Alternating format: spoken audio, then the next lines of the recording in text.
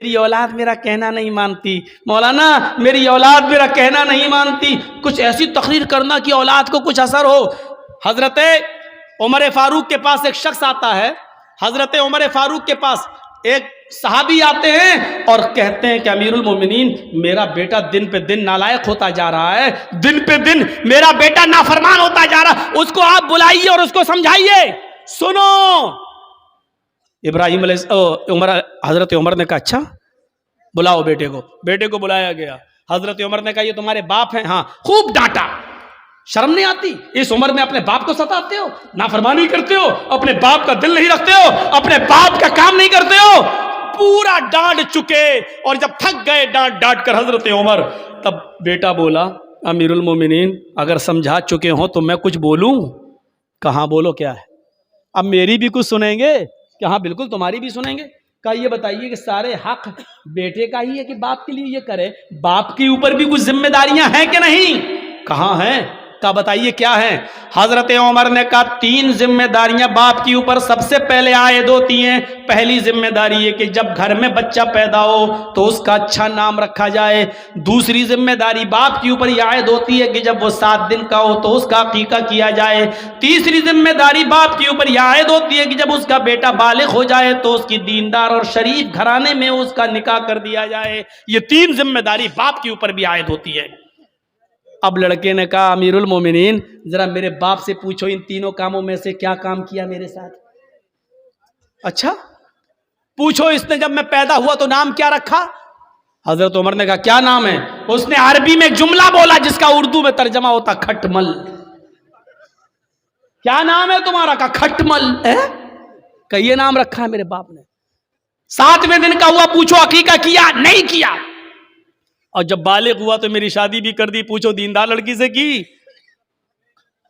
کہا کیسی لڑکی سے کی؟ کہا ڈائن سے کر دی، وہ ہمیں اس کی خدمت ہی نہیں کرنے دیتی ہے، وہ کہتی ہے ہٹ نہیں تیرا باپ نے چل، وہ ہمیں سمجھنے ہی نہیں دیتی۔ جب میرے باپ نے ہی میرے حقوق ادا نہیں کیے تو مجھ سے کیا امید رکھی جا رہی ہے؟ اب حضرت عمر نے باپ کو ڈانٹا۔ دونوں طرف ہیں اسلام کے معاملات، لیکن ماں باپ کو ایک درجہ حاصل ہے۔ کچھ دنیا میں ایسے لوگ بھی گزرے ہیں کہ جب مامون رشید کا خطاب آیا، خلیفہ جب مامون رشید کا خطاب آیا تو یحییٰ برمکی اور اس کا بیٹا فضل برمکی اور اس کا بیٹا یحییٰ برمکی، یہ دونوں کی دونوں مامون رشید کے خطاب میں آ گئے اور جیل میں ڈال دیے گئے۔ فضل برمکی اور یحییٰ برمکی باپ بیٹے دونوں جیل میں ڈال دیے گئے۔ باپ بہت بوڑھا ہو چکا ہے، سردی کی رات ہے، فجر کی نماز میں باپ کو وضو بنا کے نماز پڑھنا ہے، بیٹا دیکھ رہا ہے کہ جیل میں گرم پانی کا انتظام نہیں ہے، کیا کیا جائے؟ تو بیٹے نے تانبے کے لوٹے میں عشاء کی نماز پڑھنے کے بعد پانی بھر لیا اور اپنے باپ کو سلا دیا کہ ابو آپ سو جائیے۔ اس جیل کے اندر یحییٰ برمکی سو رہے ہیں اور ان کا بیٹا فضل برمکی تانبے کے لوٹے میں پانی لے کر اپنے پیٹ میں لگا لیتا ہے۔ عشاء کی نماز کے بعد اپنے پیٹ پر وہ پانی کے لوٹا لگا لیتا ہے، تانبے کا لوٹا، اور فجر کی اذان تک لگاتا ہے کہ پیٹ کی گرمی سے اس ٹھنڈے پانی میں کچھ گرمی آ جائے، اس تانبے کے لوٹے میں کچھ حرارت آ جائے، اور صبح جب فجر کی نماز میں میرے باپ وضو بنائیں تو میں تھوڑا گرم پانی اپنے باپ کو دے سکوں۔ اپنے باپ کے گرم پانی کے لیے رات بھر تانبے کے لوٹے کو اپنے پیٹ سے لگا لیتا تھا اور فجر کی نماز میں اپنے باپ کو قدرے گرم پانی دے دیا کرتا تھا۔ ایسے ایسے فرما بردار اولاد بھی نکلی ہے۔ ہم کن میں ہیں اپنے آپ کو ڈھونڈیں اور تلاش کریں اور گریبانوں کے بٹن کھول کے دیکھیں۔ ہم سوچ تو سکتے ہیں نا ہم کس میں ہیں، نافرمانی کرنے والوں میں یا اس میں فرما برداری کرنے والوں میں۔ وَقَضَىٰ رَبُّكَ أَلَّا تَعْبُدُوا إِلَّا إِيَّاهُ وَبِالْوَالِدَيْنِ إِحْسَانًا، اللہ کے علاوہ عبادت کسی کی نہیں، اور عبادت کے فوراً بعد ماں باپ کے ساتھ احسان کرو۔ وَبِالْوَالِدَيْنِ إِحْسَانًا، میں بڑے تعجب میں تھا کہ اللہ نے یہاں پر احسان کیوں کہا ہے؟ احسان کے اندر ہر نیکی شامل ہے۔ یہ نہیں کہا اللہ تعالیٰ نے کہ ماں باپ کے ساتھ ان کی بیماری میں اچھا سلوک کرو، یہ نہیں کہا. یہ نہیں کہا کہ ان کو کھلاؤ، یہ نہیں کہا، کیونکہ اگر کہہ دیتا کھلاؤ تو ایک ہی معنی ہوتا. لیکن اللہ نے کیا کہا؟ وَبِالْوَالِدَيْنِ احسانا، احسان کرو. احسان کا مطلب اگر ان کو دوا کی ضرورت ہے تو دوا لا کر دو. اگر وہ کمر کے درد کے شکار ہے، بستر پہ لیٹے رہتے ہیں، انہوں نے کہا کہ بیٹے مجھے ذرا باہر بیٹھنے کا دل کر رہا ہے، تو اپنی پیٹھ پر لاد کر ان کو گھر کے باہر ان کو ہوا کھلاؤ، بٹھاؤ. اگر ان کا دل کہتا ہے کہ بیٹے مجھے فلاں جگہ لے کے چلو، تو ان کو اپنے کاندھے پہ اٹھا کر ادھر بھی لے کے جانا پڑے گا.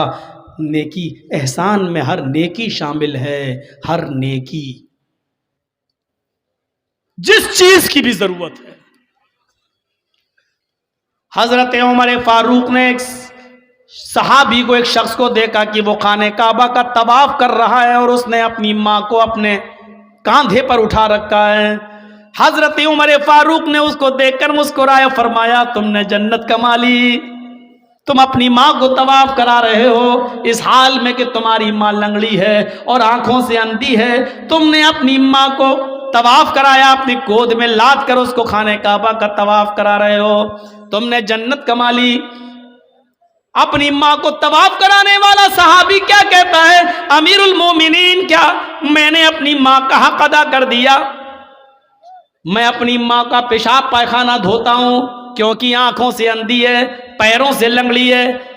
میں اپنے ماں کا پیشاب پائخانہ صاف کرتا ہوں، اس کے کپڑے بھی دھوتا ہوں.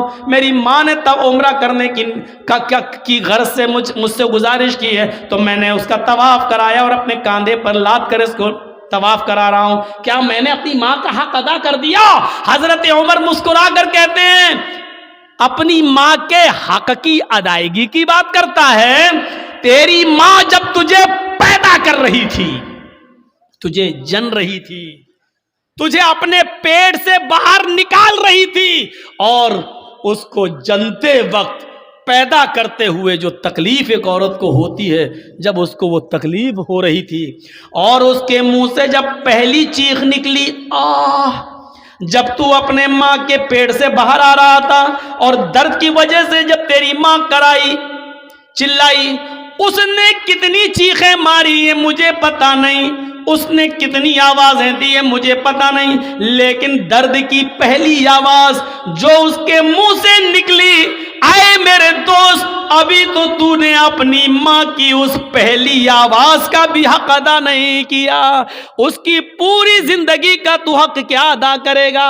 ابھی تو نے اپنی ماں کے پیدا کرتے وقت ہونے والی تکلیف کی پہلی درد کی آواز کا بھی حق ادا نہیں کیا.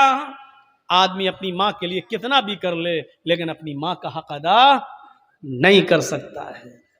نہیں، ممکن ہی نہیں ہے کہ وہ اپنی ماں کا حق ادا کر لے. تو دوسری چیز وَلَا تَعُقَّنَّ وَالِدَيْكَ وَإِنْ أَمَرَاكَ أَن تَخْرُجَ مِنْ أَهْلِكَ وَمَالِكَ. تیسری چیز پر نظر ڈالیے گا، ہمارے معاشرے کے اندر یہ عام ہو چکی ہے.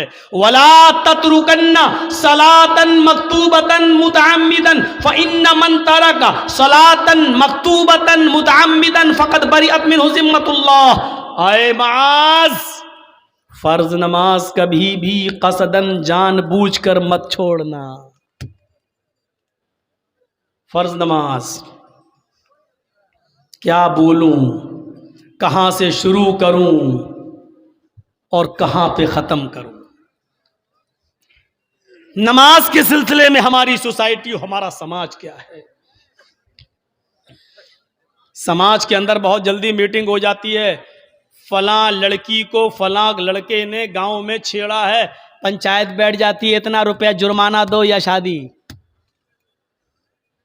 سزا متعین ہو جاتی ہے، پنچایت بیٹھ جاتی ہے. واہ رے گاؤں کے پنچایتیوں، مبارکبادی کے لائق ہو تم.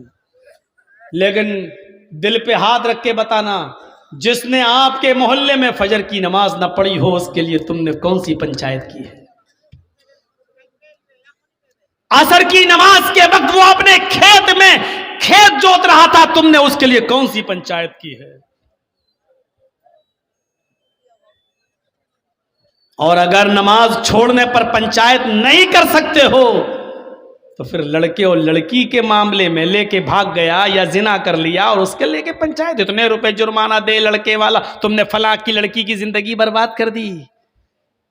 واہ صاحب، لڑکی کی زندگی برباد.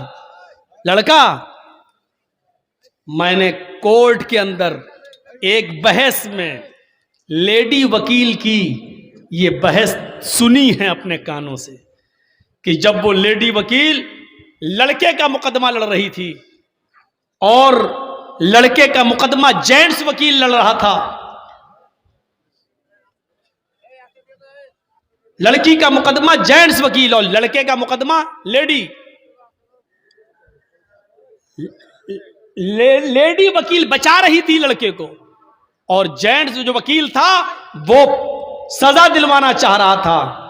تو اس وکیل نے جو لیڈی تھی وہ سوئی لے کر آئی تھی، سوئی اور دھاگا، اور اس نے کہا جج صاحب دیکھیے یہ دھاگا میں سوئی میں ڈال رہی ہوں. اس بحث میں ہم شامل تھے، دیکھ رہے تھے، سن رہے تھے. ایسے جب دھاگا سوئی تک لے جاتی تھی اور سوئی کو ایسے کر لیتی تھی، دیکھیے صاحب دھاگا سوئی میں نہیں جا رہا ہے ایسے. تو جج مسکرا کے کہتا ہے میڈم آپ سوئی تو ہٹا لیتی ہیں تو دھاگا اندر جائے گا کیسے؟ کہا جج صاحب اب آپ کو فیصلہ کر دینا چاہیے، جب لڑکی خود اپنے آپ کو اگر بچانے لگے تو لڑکا اس کے ساتھ ریپ کر کیسے سکتا ہے؟ میرے کہنے کا مقصد یہ ہے کہ لڑکے کی ریپ کی جرات تبھی ہوتی ہے جب لڑکی